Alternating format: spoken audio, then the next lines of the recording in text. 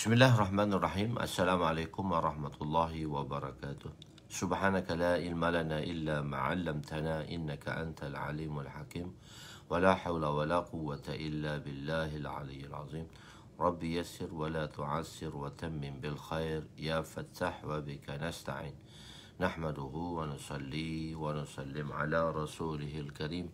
Wa ala alihi wa ashabihil fatihina بهديهم إلى الحقيقة المجازة أما بعد أعوذ بالله من الشيطان الرجيم بسم الله الرحمن الرحيم والعصر إن الإنسان لفي خسر إلا الذين آمنوا وعملوا الصالحات وتواصوا بالحق وتواصوا بالصبر صدق الله العظيم وقال النبي صلى الله عليه وسلم لا يؤمن أحدكم حتى يحب لأخيه ما يحب لنفسه وقال النبي صلى الله عليه وسلم نضر الله امرأ سمع مقالتي فوعاها ثم أداها كما سمع رب مبلغ أو عام سامع أو كما قال عليهم الصلاة والسلام. Ya, hari ini kita berada di muka surat 359 dalam kitab jilid kedua Kitabus Salah. Jadi jilid kedua Midrajul Fawatih dalam jilid kedua pada Kitabus Salah pada muka surat 359 hadis yang ke-660-7. Tajuknya ialah setelah diberikan dakwah sebuah kampung itu tidak akan diserang jika didengari azan. Setelah disampaikan ajaran Islam, lepas tu sebuah kampung tidak akan diserang jika didengari azan. Bismillahirrahmanirrahim. Wa an Anas radhiyallahu anhu قال كان رسول صلى الله عليه وسلم يغير إذا طلع الفجر وكان يستمع الآذان فإن سمع آذانا أمسك وإلا عغار فسمع رجلا يقول الله أكبر الله أكبر قال رسول صلى الله عليه وسلم على الفطرة ثم قال أشهد أن لا إله إلا الله قال رسول صلى الله عليه وسلم خرجت من النار فنظروا إليه فإذا هو راعي معزا رواه مسلم. Sayyidina Anas radhiyallahu anhu meriwayatkan bahawa Rasulullah sallallahu alaihi wasallam bersabda, Nabi akan menyerang sesuatu tempat apabila tiba waktu terbit fajar. Maka baginda akan memastikan adakah di sana terdapat azan. Apabila baginda mendengar azan, baginda tidak akan menyerangnya. Jika tidak, baginda akan meneruskannya. Maka pada ketika itu baginda telah mendengar seorang lelaki melaungkan Allahu Akbar, Allahu Akbar. Baginda bersabda atas agama Islam. Kemudian lelaki itu melaungkan Asyhadu an la ilaha illallah. Maka baginda bersabda, kamu telah keluar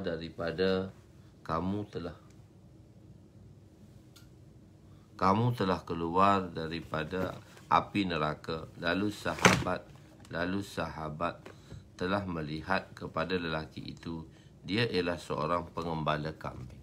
Hadis riwayat Imam Muslim rahmatullah alaih. Ya, penerangan. Apabila salah satu jemaah dihantar, Nabi SAW kan hantar jemaah. Telah kita jelaskan dahulu. Kalau Nabi menyertai jemaah itu, kita panggil dia ghazwah. Kadang kalau Nabi hanya sekadar menghantar sahabat, jemaah itu kita panggil dia sariyah. Jemaah itu dipanggil sariyah. Okey. Jadi apabila Nabi SAW satu-satu jemaah dihantar untuk berdakwah, untuk menyebarkan Islam ke mana-mana tempat, maka mula-mula sekali mereka akan diberi dakwah. Tempat tadi itu akan disampaikan dakwah. Itu tertib dia. Mula-mula dakwah. Kalaulah orang tempat tadi tak terima Islam, maka sahabat tadi dia akan beritahu, kamu kena duduk di bawah jajahan Islam, itu di bawah takluk Islam, dan kamu kena bayar jizyah. Dan dua proses lagi, ataupun satu proses lagi, kalau tak nak jizyah, kami akan menyerang kamu. setelah dakwah dan memberi tawaran untuk berada di bawah negara Islam, iaitu membayar cukai kepala, iaitu jizyah. Dan yang ketiga baru seram. Ataupun satu riwayat lagi yang ketiga tu muahadah, buat perjanjian bahawa tidak mahu menentang Islam. Juga tak nak buat perjanjian juga, lepas itulah berlakunya peperangan. Barunya berlaku qital. Okey. Dakwah sebelum menyerah adalah mustahab. Dakwah sebelum menyerah ada mustahab mengikut a'immas salas dan wajib mengikut Imam Malik. Wajib mengikut Imam Malik ni wajiblah. Mengikut a'immas salasah. Nabi menyerang Nabi menyerang sesuatu kaum itu secara tiba-tiba. Ini berlaku pada akhir kehidupan. Maksudnya apabila Islam telah tersebar dan orang tadi tidak menerima Islam, maka di situ kaum-kaum yang menentang Nabi akan menyerangnya dengan secara tiba-tiba. Bukan dakwah tu mesti yang pertama dahulu. Apabila seorang Islam itu berseorangan, maka hendaklah dia memberi azan, kerana masih mustahak untuk memberi azan. Pada kita duduk seorang tepi hutan, kita duduk seorang lah, maknanya mustahak lagi. Makanya kita kena beri azan. Kedua-dua azan dan iqamah masih sunat mengikut mazhab Syafi'i dan Hanafi, walaupun ketika berseorangan di tengah-tengah hutan. Malaikat dan jin akan menyertai menunaikan solat. Setiap makhluk yang mendengarnya akan menjadi saksi baginya. Itu pun walaupun kita masih berseorangan, kita masih terus memberi azan dan kita masih terus beriqamah. Jangan biasanya orang dia iqamat saja tapi tak, azan juga disayugiakan. Sebab itu syiar. Walaupun pengembala kambing, dia duduk di tempat mengembala kambingnya, bila nak sembahyang maka dia perlu azan dan iqamah, sebab semua itu akan menjadi saksi baginya. Okey. Hadis yang seterusnya 661 661-8 doa setelah mendengar azan. Apa doa yang kita kena baca setelah kita mendengar azan?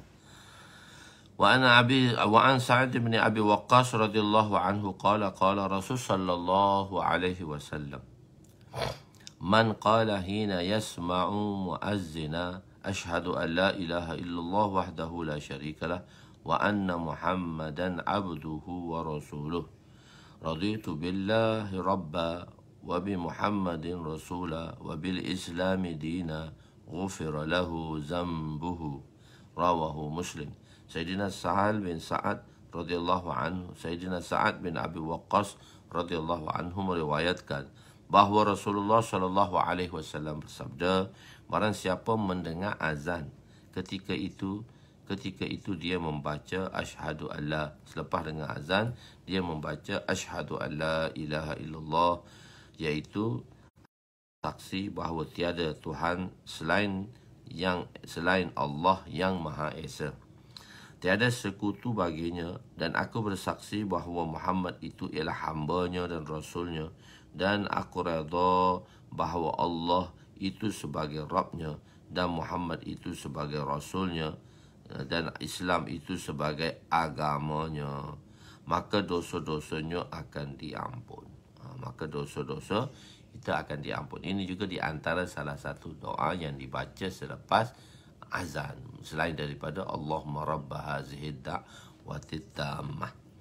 Dan seterusnya hadis yang 662-9 wa an Abdullah bin Mughaffar radhiyallahu anhu qala Rasul sallallahu alaihi wasallam baina kulli adhanaini salatun summa qala fi salisati liman syaa muttafaqun alaih. Sayyidina Abdullah bin Mughaffar radhiyallahu anhu meriwayatkan bahawa Rasulullah sallallahu alaihi wasallam bersabda, di antara dua azan terdapat satu solat. Di antara dua azan ialah terdapat satu solat. Kemudian baginda bersabda, pada kali ketiga bagi sesiapa yang ingin. di antara, apa maksud di antara dua azan ada satu solat? Maksudnya di antara azan dan iqamah. Iqamah tu dipanggil azan lah, mudah. Di antara azan dan iqamah, maknanya di antara dua azan. Disebut azan secara umum, secara ghalib, secara taglib, secara, maknanya dia ada nama kan, di antara matahari dan bulan kita panggil dia qamaran. Dua qamaran tu dua bulan, sebenarnya matahari. Ibu bapa dipanggil abawan. Dipanggil abawan. Dia tak letak dengan nama bapa. Ab tu bapa, tu ibu. Tapi kalau ibu bapa dipanggil abawan, dua ayah. Begitu. Dia ada nama-nama. Qamaran. Dia tengok juga mana-mana di antara Syams dengan Qamar, dia panggil Qamaran. Maknanya Qamaran. Dia tak panggil Syamshan, Qamaran. Begitu. Dan di antara azan, oleh itu pendapat beliau Imam Ahmad.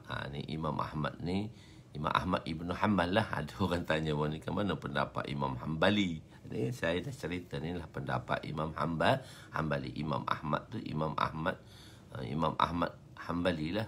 Imam Hanbali lah. Imam Ahmad ni ialah Imam Ahmad Hanbali lah. Begitu. Jadi Imam Ahmad mengatakan, menghukumkan hadis ini di atas makna umum. Hadis ni tak makna umum. Oleh itu pendapat beliau di antara azan dan iqamat, solat maghrib terdapat solat sunat. Di antara azan oleh itu terdapat pendapat beliau di antara azan dan iqamat, solat maghrib terdapat solat sunat. Sebahagian a'imah yang lain berpendapat tiada solat sunat. Terus iqamah bagi mereka yang ingin, mereka maknanya mustahab, yakni tidak wajib. Jadi di sini Imam Ahmad mengambil makna, maksudnya setiap solat sebetulnya ada qabliyah dan ba'diyah. Ada di kalangan a'imah, ada di kalangan a'imah yang mana mereka terus azan, selepas azan mereka terus qamat. Ini pendapat imam-imam. Ada sebahagiannya, khususnya mazhab Hanafi, dia sembahyang awal. Jadi maghrib tu waktu dia pendek aja tunggu, sebab sebelum maghrib dia tidak ada sunat. Sebab Nabi tidak lakukan solat sunat sebelum maghrib, dan di kalangan sahabat melakukannya, maka Nabi tidak melarangnya. Melaranginya. Jadi maka itu dia panggil sunnah takrir lah, bukan kata Nabi tak buat. Itu takrir. Takrir itu juga hadis Nabi kan, kita kata fi'lun Nabi, iaitu apa yang Nabi lakukan. Qaulun Nabi, apa yang Nabi buat.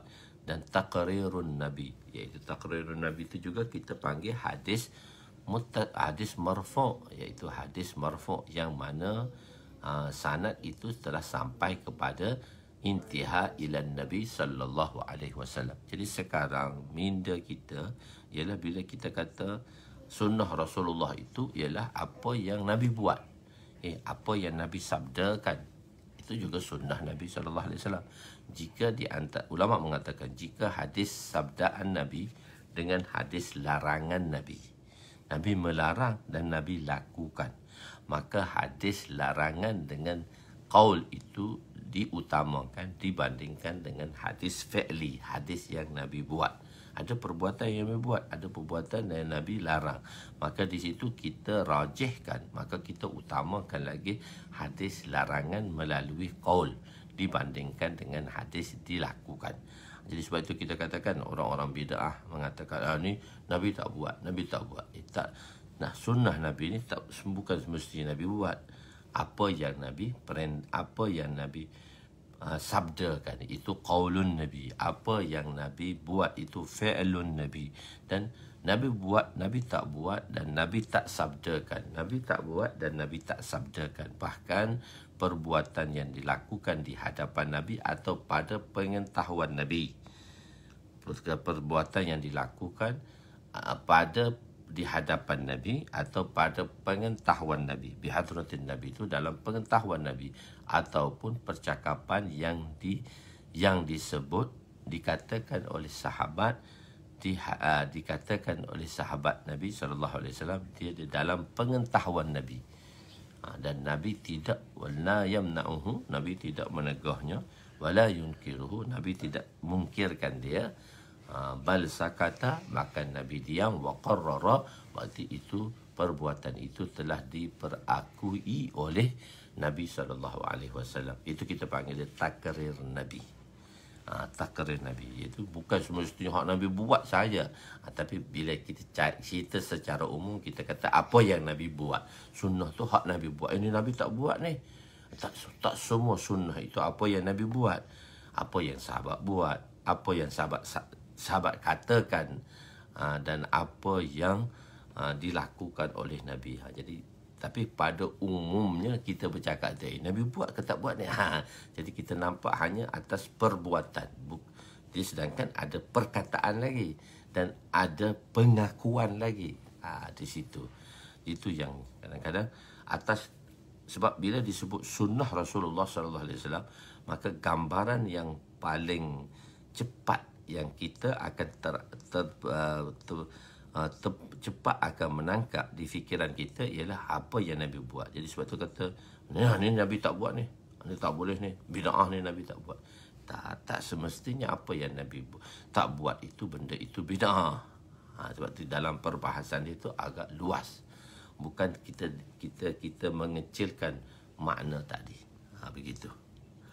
Jadi di sini Imam Ahmad mengatakan ada sembahyang sunat. Jadi sebab tu Nabi kata atas dasar apa tadi tu? Jika kamu ingin lakukan dengan sesiapa yang ingin. Summa qala fi salisati, dan berkata Nabi pada kali ketiga, liman sya'a, bagi mereka yang ingin. Jadi mengikut pendapat Imam Ahmad di sini, bagi mereka yang nak buat sembahyang sunat sebelum sembahyang sunat maghrib, sembahyang qabliyah maghrib, sembahyang sunat qabliyah maghrib, maka boleh buat. Jadi ada amalan tadi, dan nanti insyaAllah kita akan belajar lagi ke hadapan sedikit. Khair. Jadi fasal yang ketiga, iaitu fasal yang kedua, hadis yang ke-663 kurungan 10. Tanggungjawab imam dan muazzin. Tanggungjawab imam dan apakah tanggungjawab muazzin. Wa an Abi Hurairah radhiyallahu anhu qala Rasul sallallahu alaihi wasallam, al-imamu dhaminun wal muazzinu mu'tamanun. Allahumma arshidil a'immata waghfir lil muazzinin. Rawahu Ahmad wa Abu Daud wa Tirmizi wa Syafi'i wa fil ukhra lahu bil lafzil masabih. Sayyidina Abu Hurairah radhiyallahu anhu meriwayatkan bahawa Rasulullah sallallahu alaihi wasallam bersabda, seorang imam itu penjamin dan seorang muazzin itu ialah orang yang diberi amanah. Ya Allah, berilah petunjuk kepada imam-imam dan ampunilah dosa para muazzin. Ini Nabi doa. Hadis riwayat Imam Ahmad Hanbali. Imam Ahmad ditanya ni mazhab Imam Ahmad tak ada ke?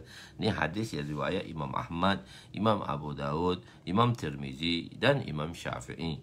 Dan dalam riwayat yang lain disebut dengan lafaz al-masabih. Penerangan, imam adalah al-imamu dhaminun. Imam itu penjamin. Ya, imam itu bertanggungjawab. Maksudnya banyak perbuatan muqtadi, iaitu ma'mun lah orang yang mengikut imam ma'mun. Banyak perbuatan makmum, atau kita panggil dia muqtadi. Muqtadi pun panggil, makmum pun panggil. Makmum tu atas dasar imam. Imam tu sirah isim maf'ulnya makmum. Jadi biasanya kita panggil makmum lah. Jadi imam atau makmum ni banyak tanggungjawab perbuatan makmum. Perbuatan makmum yang mengikuti imam tadi dipertanggungjawabkan ke atas imam. Imam yang akan mengambil tanggungjawab perbuatan makmum tadi apabila sembahyang berjemaah. Tanggungjawab imam mengimami 17 rakaat setiap hari. Jadi imamlah yang bertanggungjawab untuk mengimami 17 waktu, 5 waktu dengan 17 rakaat solat tadi. Oleh itu banyak perkara yang dilakukan oleh muqtadi, iaitu para makmum, dipertanggungjawabkan ke atas imam. Sebagai contoh, apabila seorang itu masbuk, apabila satu orang tu dia sembahyang lewat, tak kira lah dia masuk rakaat ke berapa. Jadi masbuk ni dia tak semestinya. Biasanya kita masuk rakaat kedua, kita dah kira masbuk. Rakaat kedua tu je lah kita masbuknya. Tapi rakaat ketiga kita tak masbuk dah. Tapi kita perlu tambah lagi lah. Tapi biasanya kita duk kata masbuk tu rakaat tu je, tak rakaat yang mana kita masuk tu kita masbuk. Kita lewat. Jadi rakaat seterusnya kita dah bersama imam. Cuma kita kena tambahkanlah rakaat apabila kita kurang setelah kita masuk bersama imam tadi. Tapi rakaat yang mana kita masuk itulah rakaat kita panggil dia masbuk. Jadi orang yang masbuk, orang yang masuk lewat sikit tu. Jadi sebagai contoh, apabila seorang itu masbuk, dia hanya sempat rukuk bersama imam, maka rakaatnya dikira dan Fatihah yang sepatutnya wajib dibaca telah ditanggung oleh imam. Dalam perkara ini qiraat, yakni bacaan muqtadi, ditanggung oleh imam. Jadi begitulah juga bacaan tadi. Kalau kita mazhab Syafi'i, dia tak perlu baca lagi dah. Kalau dia orang lewat masuk masbuk, dia tak perlu baca. Sedangkan Fatihah bagi kita adalah wajib. Fatihah bagi kita tadi adalah wajib. Dalam perkara ini terdapat ikhtilaf. Terdapat ikhtilaf di kalangan imam-imam. Mengikut mazhab Imam Abu Hanifah, imam menanggung bacaan Fatihah muqtadi. Jadi maksudnya, kalau mazhab Hanafi, iaitu imam tak perlu baca muqtadi. Jadi makmum tak perlu baca Fatihah. Makmum tu Fatihah dia ditanggung oleh imam. Bukan semestinya dia masbuk. Selepas dia jadi imam, selepas dia jadi makmum di belakang imam, maka segala bacaan muqtadi akan ditanggung oleh imam. Jadi muqtadi tidak perlu baca apa dia? Baca Fatihah di belakang imam. Mazhab Imam Syafi'i tak mengatakan makmum tu walaupun dia duduk belakang imam, dia wajib membaca Fatihah. Cuma tak wajib itu pada rakaat yang mana dia masbuk. Pada rakaat yang mana dia masbuk. Pada rakaat seterusnya dia tidak masbuk, atau pada awalnya dia tidak masbuk, maka dia perlu membaca Fatihahnya. Sebab dalil kita la salata illa bi Fatihatil Kitab. Hadis ini ialah hadis sahih dan khabari wahid. Khabari wahid saya telah jelaskan. Maka salah satu dari antara rawinya tu, di antara perawi-perawi hadis ini, salah satu zaman ada seorang rawi sahaja. Oleh yang demikian, al-imamu dhaminun, orang yang tinggi bertanggungjawab ke atas orang yang rendah. Atas dasar ini, orang yang menunaikan solat fardu boleh menjadi imam kepada orang yang menunaikan solat sunat. Perbahasan ini akan dibahas nanti di dalam bab solat. Bab solat lagi lah, bab yang akan datang. Bab makmum dengan bab yang ni kita panggil dia bab kaifiatus solat tadi. Dia akan dibahaskan di sana nanti. Muazzin, al-muazzinu mu'taman. Muazzin ini ialah orang yang diamanahkan dengan bermula dan berakhirnya waktu, sebab dia bertanggungjawab untuk mengazankan. Bila dia azan, itu tanda masuk awal waktu dan tanda berakhirnya waktu sebelumnya. Begitu juga orang yang berbuka puasa dan memulakan puasa. Subuh azan, maknanya tak boleh makan dah. Maghrib azan, maka boleh berbuka dah. Bergantung kepada muazzin. Sebab dulu tak ada radio dan sebagainya. Tak ada komunikasi. Okey. Asal azan diberikan di tempat yang tinggi. Azan ni diberi di luar masjid di tempat yang tinggi. di atas bumbung-bumbung rumah, di atas menara-menara. Apabila berada di tempat yang tinggi, dia diamanahkan untuk tidak melihat sekitarnya, terutama aurat rumah dan wanita. Bila duduk tempat tinggi, muazzin ni dia akan naik atas apa tu? Atas menara. Dia akan azan di atas menara untuk melaungkan suara yang kuat, sebab masa tu tak ada loudspeaker. Jadi bila naik dia akan nampak rumah di sekeliling tu, kawasan-kawasan rumah di sekeliling tu. Kan orang dulu rumah dia ada pagar. Rumah dia kan dia ada tembok, dia ada pagar. Lepas tu masuk tu tak rumah lagi, masuk tu perkarangan rumah, dia panggil sahan, dia panggil beranda, panggil sahan atau beranda. Lepas tu baru masuk rumah. Macam tu. Macam rumah banglo kan. Rumah banglo tu kan dia ada pagar kat luar. So dia ada kawasan dan barulah masuk rumah. Jadi pagar tu dia tertutup. Pagar tu tertutup. Bila pagar tertutup, jadi wanita-wanita dalam rumah tadi, dia keluar di dalam pagar tadi, dia tidak menutup aurat yang sempurna. Dia tak menutup sebagaimananya sebab dia berada dalam rumah. Tapi kawasan tu dah lapang, tapi orang luar tak nampak sebab ada tembok tadi. Jadi bila muazzin naik, muazzin kena jaga mata dia tu, jangan tengok di kawasan rumah orang, di dalam pagar tadi. Wanita, anak-anak dara dan juga aurat-aurat mereka jangan dilihat. Jangan lihat aurat dalam rumah tu. Mungkin dia tengok, dia masuk rumah tu, dia tengok. Jadi rumah tu pun juga aurat. Jadi bila kita duduk di luar, kita tak boleh nampak, kita tidak boleh melihat perkara dalam rumah tadi. Sebab tu rumah tu ditutup. Jadi kadang-kadang orang tu dia buka pintu, jadi nampak aurat rumah dia tadi. Jadi rumah tu pun aurat. Jadi sebenarnya kita kena jaga pandangan kita. Begitu. Jadi muazzin ni oleh kerana dia memberi azan, dia yang beri azan, maka dia diamanahkan untuk tidak melihat pada persekitaran tadi. Dia hanya nak bangun orang yang Masya Allah tidak melihat ke sana ke sini. Jadi dia diamanahkan untuk tidak melihat sekitarnya, terutama aurat wanita dan wanita.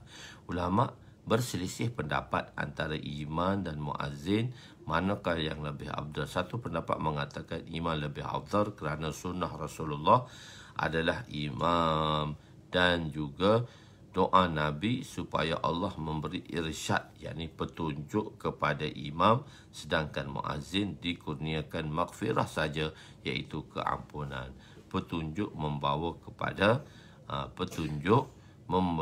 kepada pengampunan yang besar. Petunjuk ni bila dapat petunjuk, dia akan dapat ampun lebih lagi lah. Begitu. Fadilat azan selama 7 tahun. Ni sekurang-kurang jadi muazzin tu 7 tahun. Wa ana ibn Abbas radhiyallahu anhuma qala Rasul sallallahu alaihi wasallam man azzana 7 sinina muhtasiban kutiba lahu bara'atun minan nar. Rawahu Tirmizi wa Abu Daud wa Ibn Majah. Sayyidina Ibnu Abbas radhiyallahu anhuma meriwayatkan bahawa Rasulullah sallallahu alaihi wasallam bersabda, barang siapa yang azan selama 7 tahun dengan ihtisab, iaitu mengharapkan ganjaran daripada Allah. Tengok ni. Muhtasiban. Dia masuk dah. Azan. Jadi kan imanan man shama ramadhana imanan wahtisaba. Wahtisab, ihtisab pun boleh, ataupun kita panggil muhtasiban. Muhtasiban tu ism fa'il. Ihtisab tu ialah perkataan masdar. Kadang-kadang masdar memberi makna ism fa'il. Daraba fi'il, daraba fi'il madhi, iaitu past tense. Yadribu fi'il mudhari', iaitu future tense dan present tense. Mudhari' ni ada dua, future tense dan present tense, sedang dan akan. Dan madhi itu telah lepas. Daraba yadribu fi'il madhi, lepas tu yadribu fi'il mudhari', darban. Darban itu perkataan basic, masdar fahuwa darban fahuwa daribun. Daribun itu ialah ism fa'il. Kadang-kadang ism fa'il darban memberi makna daribun, ism fa'il. duriba yudrabu darban fadzaka madrubun. Kadang-kadang darbun itu memberi makna madrub, ism maf'ul. Muhtasiban atau ihtisab sama, di segi sirah je berbeza tapi makna dia sama. Kadang-kadang ihtisab memberi makna muhtasib. Ihtisab memberi makna muhtasib. Ihtisab tadi, sebab tu Ustaz dah bracket dah dalam kurungan, iaitu mengharapkan ganjaran daripada Allah. Mengharapkan ganjaran. Ini kalau terjemah biasa, mengharapkan ganjaran, iaitu meyakini janji-janji Allah. Harap ganjaran tu apa maksud dia? Yakin pada janji-janji Allah. Jadi biasanya terjemah ihtisab ni mengharapkan ganjaran lah, nak dapat pahala tu. Orang kata, orang silap faham tu, orang kata mengharap pahala, tak ikhlas buat tu semata-mata kerana Allah. Tak mengharap ganjaran ini maksudnya yakin pada janji. Mana? Sebab apa kita kena yakin pada janji? Sebab ada satu firman Allah lagi, inna wa'dallahi haqqun. Sesungguhnya janji Allah itu mesti kamu benarkannya. Janji Allah itu mesti kamu benarkannya. Itulah sebab tu. Jadi sebab itu ihtisab tadi. Jadi dengan kita sembahyang, dengan kita menjadi muazzin pun kita perlu ada ihtisab.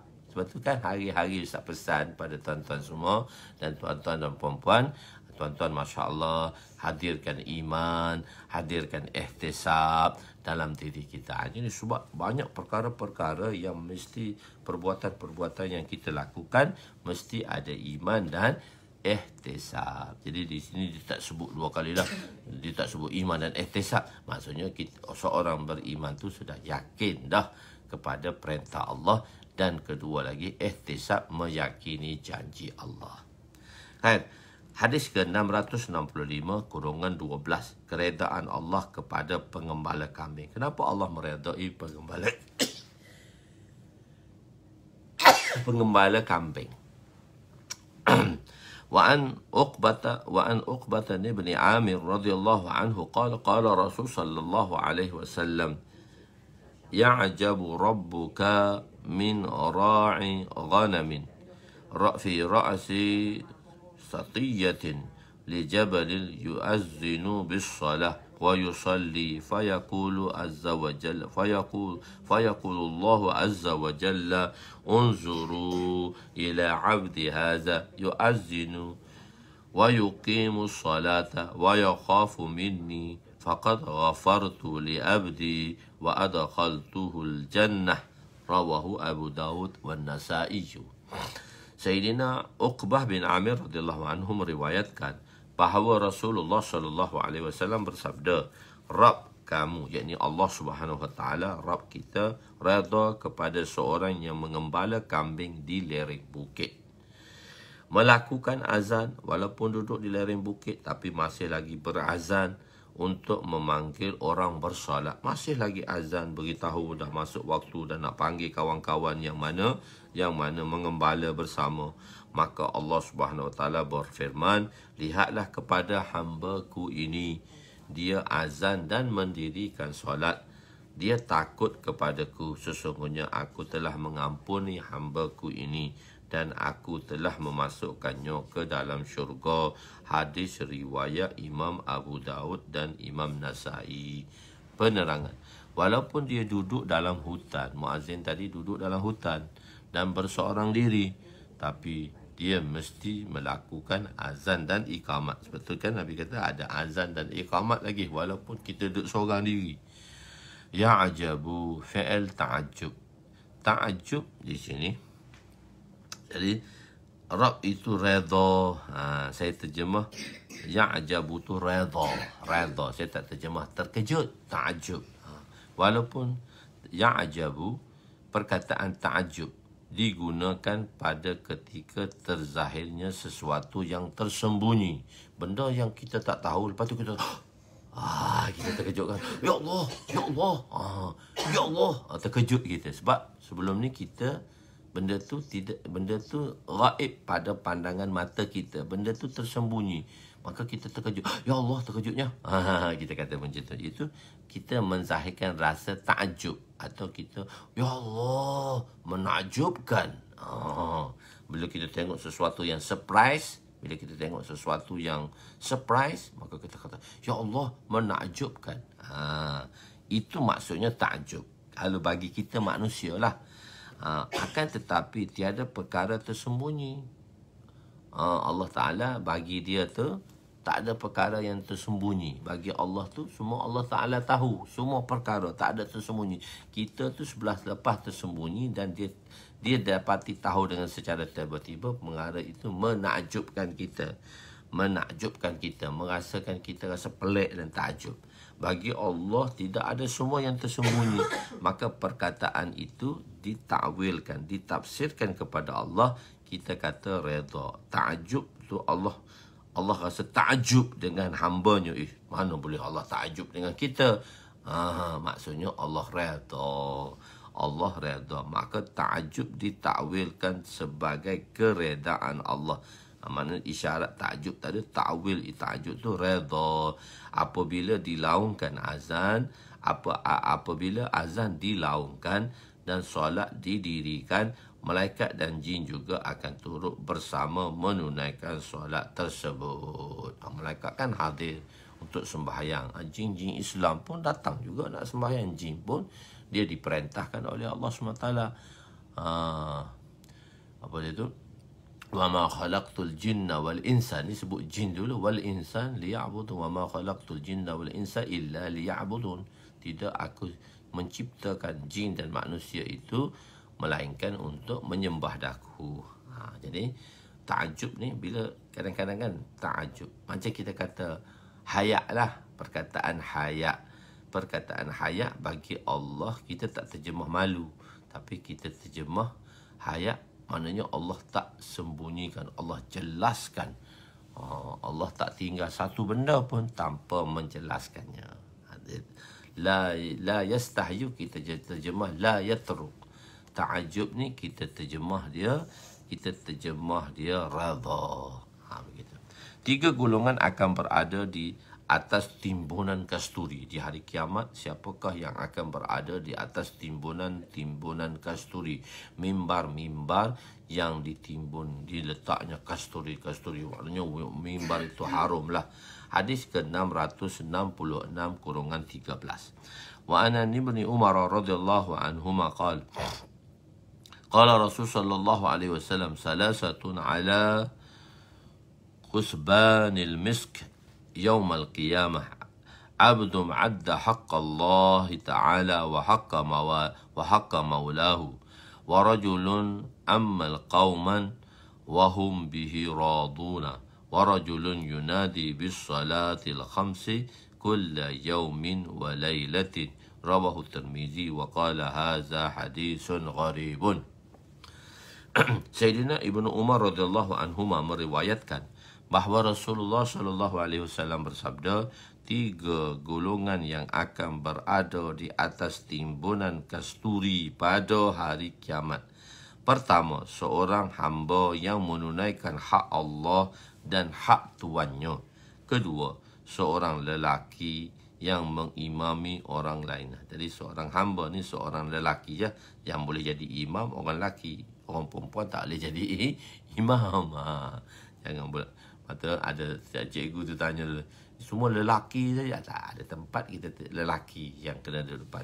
Tapi kalau kadang-kadang tempat yang lelaki dan wanita, kita sebut lelaki juga, tapi maknanya wanita. Di sini tak, khusus imam ni untuk lelaki saja. Jadi seorang lelaki yang mengimami orang ramai dan mereka, yakni para makmum, menyukainya. Dan ketiga, seorang lelaki yang menyuruh untuk solat 5 waktu sehari semalam, iaitu muazzin. Muazzin ni orang lelaki jugalah. Hadis riwayat Imam Tirmizi, dan beliau berkata hadis ini adalah hadis gharib. Hadis gharib ni salah satu rawinya seorang, dan dia tidak menafikan, gharib itu tidak menafikan kesahihan hadis. Okey, 3 golongan ini akan berada di bawah di atas timbunan kasturi.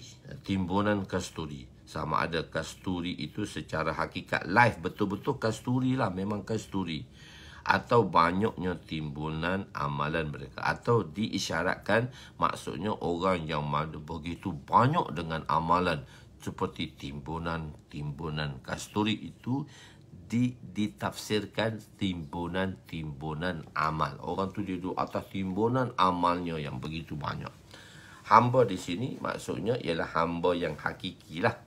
Hamba yang hakiki maksudnya kita pun hamba juga, tapi hamba majazi, hamba kepada Allah SWT saja.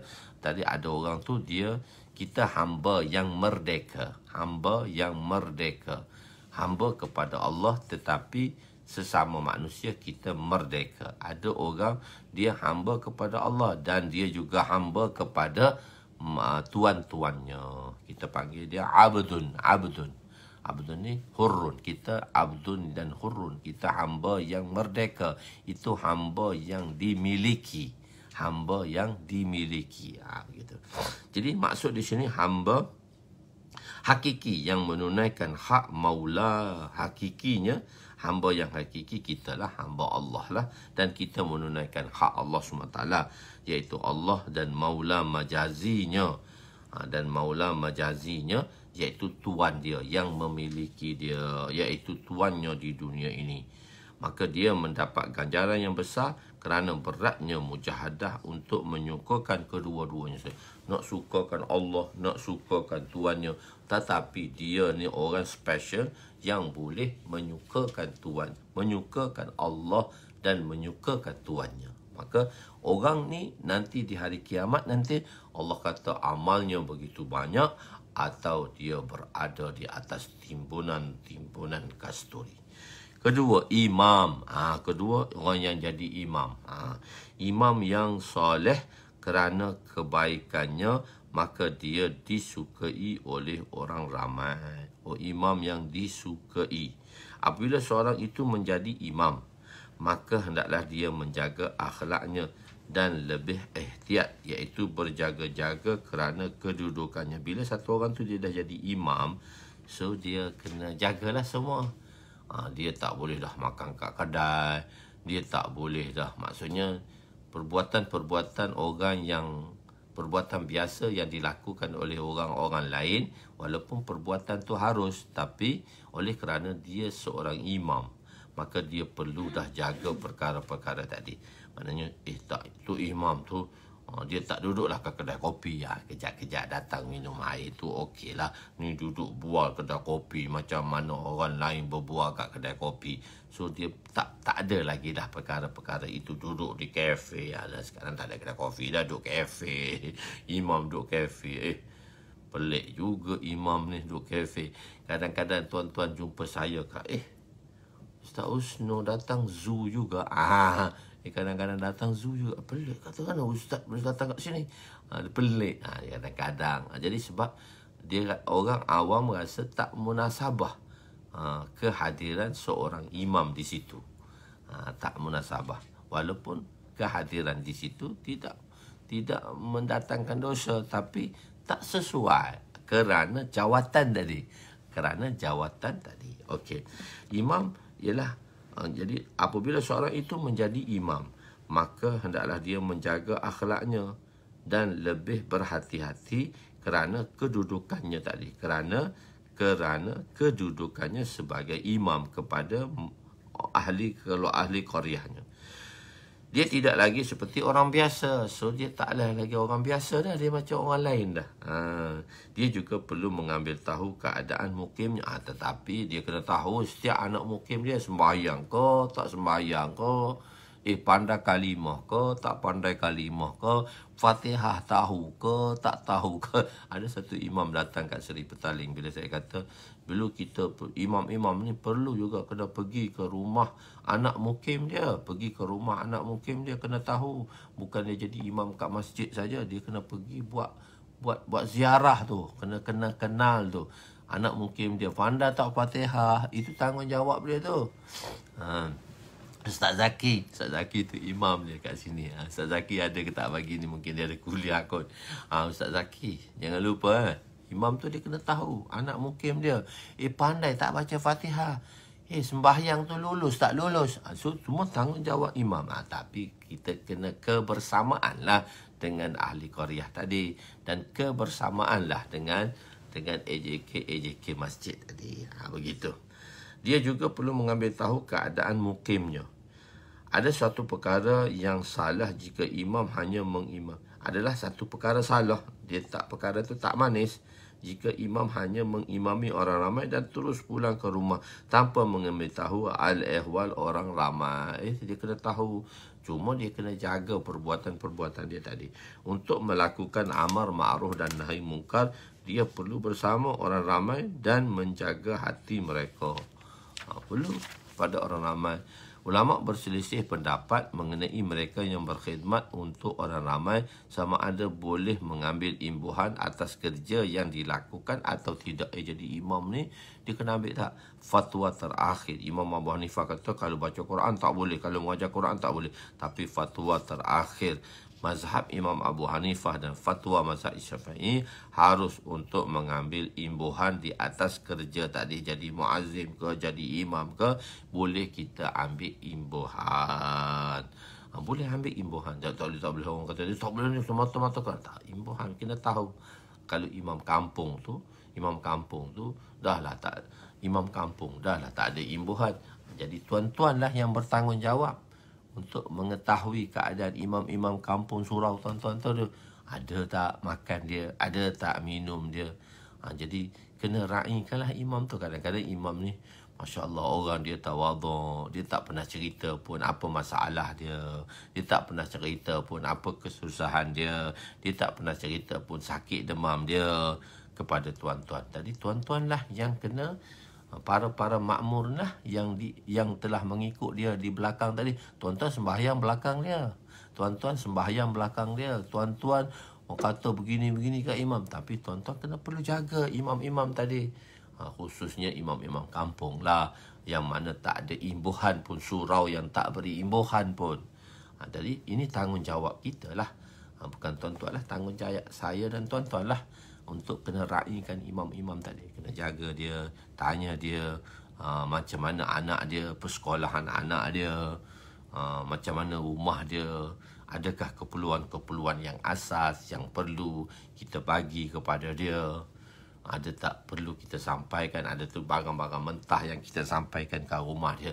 Takkanlah satu kampung tu atau satu qaryah tadi atau satu kawasan tadi, satu kawasan perumahan tu ada yang lebih kurang rumah dia beratus-ratus, tak boleh nak jaga imam tu seorang. Jadi tuan-tuan kena perhatikan apakah keperluan-keperluan dia. Bukan dia imam-imam ni dia menjaga keperluan ibadat tuan-tuan, mengimami tuan-tuan, masya-Allah. Itu masa yang dia berikan kepada tuan-tuan. Maka tuan-tuan lah yang mana Allah anugerahkan, masya-Allah, dengan sedikit harta yang Allah anugerahkan. Allazina yunfiqun, orang yang menginfakkan harta yang Allah SWT bagi. Allazina yu'minuna bil ghaib. Jadi orang yang beriman kepada Allah dan orang yang mana Allah Subhanahu Wa Taala memberi rezeki pada tuan-tuan dengan pekerjaan tuan-tuan, dengan kebolehan tuan-tuan dapat anugerah daripada Allah dengan harta yang lebih. Maka berilah kepada imam-imam tuan-tuan ni. Tuan-tuan kena jaga, kena tahu hal-hal. Imam kadang-kadang nak marah je kat imam. Kesian kat imam. Dialah yang menjaga hal ehwal ibadat tuan-tuan. Jadi tuan-tuan lah kena jaga mereka ni. Tuan-tuan lah yang kena jaga ulur. Awal-awal bulan tu bersalam dengan imam tu, ulur. Kalau orang kampung dulu kita panggil samah dua. Samah dua. Maknanya samah tu 50 sen lah. RM1. Kita panggil samah. Kelantan kita panggil samah. Samah tu 50 sen lah. Maksudnya adalah bersalahnya dengan imam. Takkanlah anak makmur 100 orang, 200 orang. Kalau bersalah RM20 seorang ke, RM50 seorang ke, apa salahnya? Raikan. Ni kita tak pernah tengok. Pernah tak tuan-tuan bagi duit kat imam-imam kampung tu? Pernah tak tuan-tuan bagi kat imam? Kat imam-imam tuan-tuan tu bersalah ke? Ni kerja besar lah. tapi tak pernah bagi. Ini saya perlu ingatkan kepada tuan-tuan. Tuan-tuan ingat, tuan-tuan mari dengan kereta Mercedes-nya, tuan-tuan mari dengan Velfire-nya kat mayang masjid. Imam mari dengan motor buruk je. Mari dengan motor buruk je. Tak salam lah. Tak apa. Tanya tu imam. Account. Sekarang online kan, tanya Pak Imam tu online. Pak Imam, apa nombor Pak Imam nombor bank Pak Imam tak boleh salah. Tak pernah. Tak boleh macam tu. Itu adalah tugas makmum. Sekarang kita duk tengok tu imam tu je jadi tugas pada kita. Tu imam tu kena jadi imam pada kita. Apa imam lewat datang hari ni. Tak pernah pemakmur. Tuan-tuan kena perhatikan. Sebab dia tak ceritakan apakah dia tak ceritakan apa masalah dia pada tuan-tuan. Dia tak cerita apa masalah dia, tuan-tuan. Tak terus dalam. Ada satu tempat tu dia malu. Ada satu kawan saya dia pergi ceramah. Saya pun ada pada masa tu. Dia segan dah kan saya ni. Dia segan. Lepas dia ceramah tu, ada orang tu bersalam dengan dia. Orang bersalam dengan dia. Jadi bila bersalam dengan dia, dia depan saya. Segan lah. Segan nak ambil depan saya. Saya tengok dia segan. Saya kata, pengurusi, bagi kat saya. Dia pergi ceramah kat lain. Bukan kat imam tu. Dia ustaz, dia pergi ceramah kat lain. Jadi bila dia nak kawan yang tu nak bagi sikit sagu hati, dia bagi depan saya dengan imam, dengan kawan saya. Dia segan. Kawan saya tu dia segan dengan saya. Dia tak nak ambil. Dia segan. Saya kata, pengurusi ataupun AJK kan, bendahari ke, pengurusi, saya pun ambil terus. Lifafah tadi tu.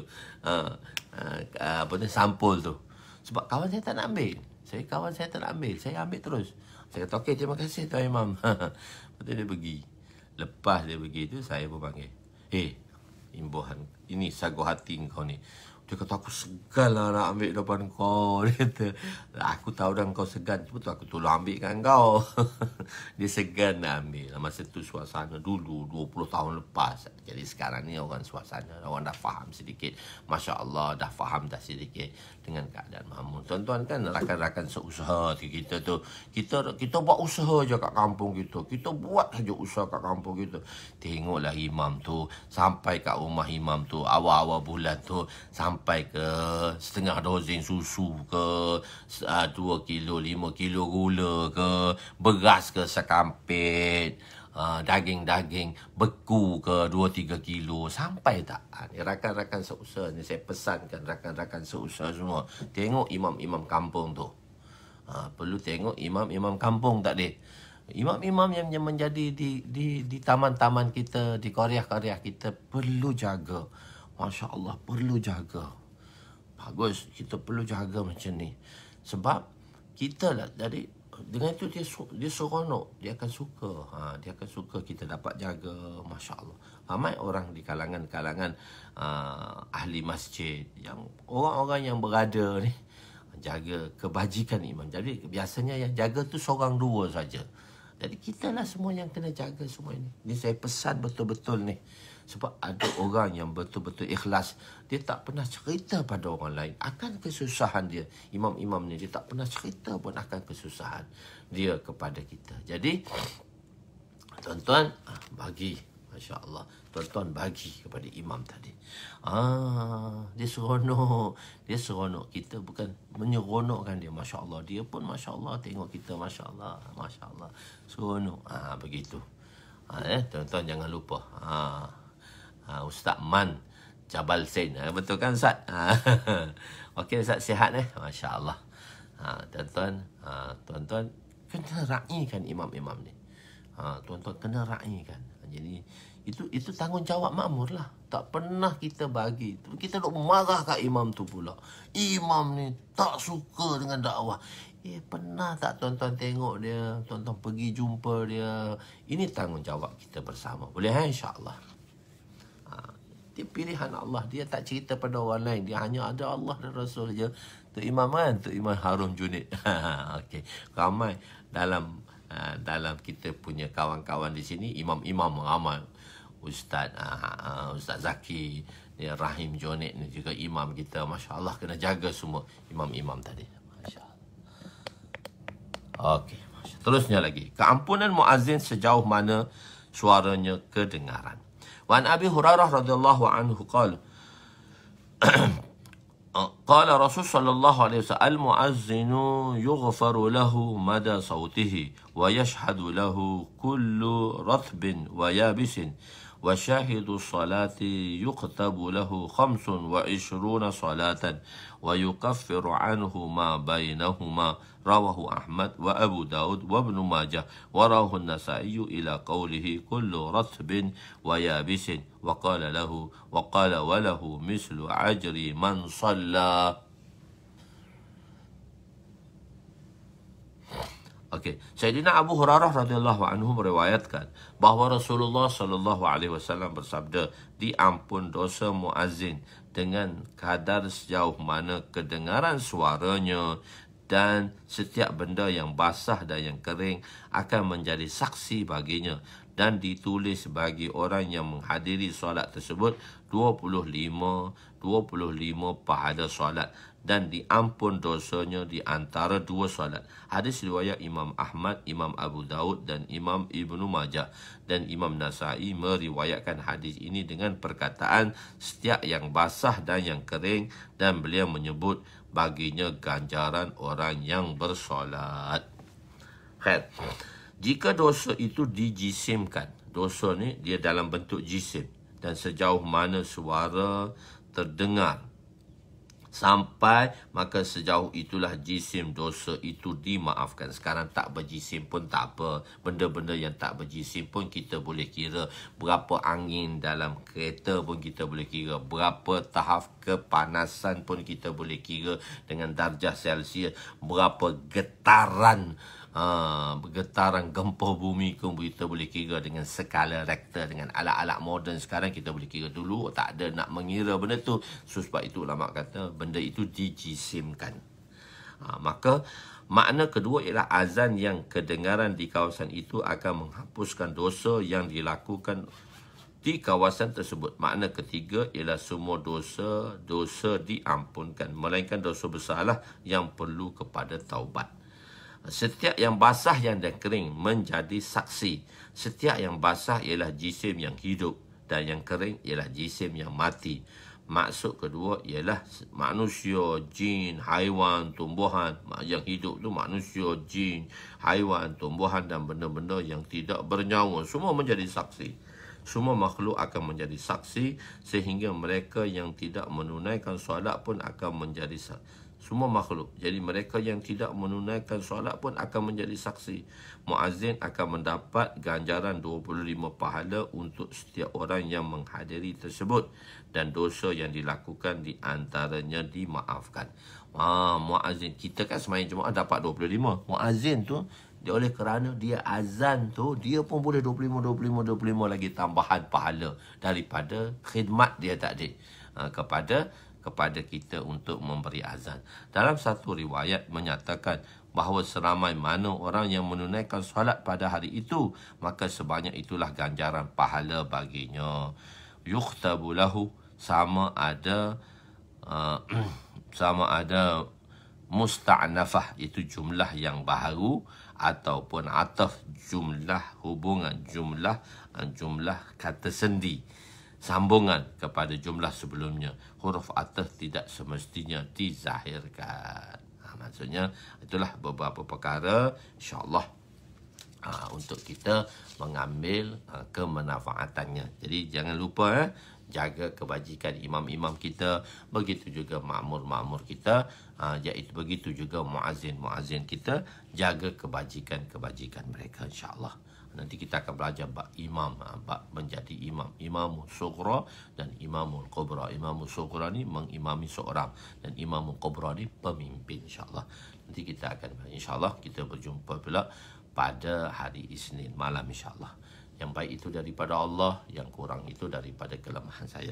Aku qouli hadza astaghfirullahalazim li wa liwalidayya wa li jami'il muslimin wal muslimat wa lil mu'minina wal mu'minat al ahya'i minhum amwat bi rahmatika ya arhamar rahimin ya awwalal awwalin wa ya akhiral akhirin wa ya zal quwwatil matin wa ya rahimal masakin wa ya arhamar rahimin. اللهم اغفر لنا ذنوبنا ووسع لنا خلقنا وتجب لنا كسبنا وكنعنا بما رزقتنا ولا تزهر طلبنا إلى شيء صرفته عنا وصلى الله على سيدنا محمد وعلى آله وصحبه أجمعين والحمد لله رب العالمين تقبل الله منا ومنكم يا كريم.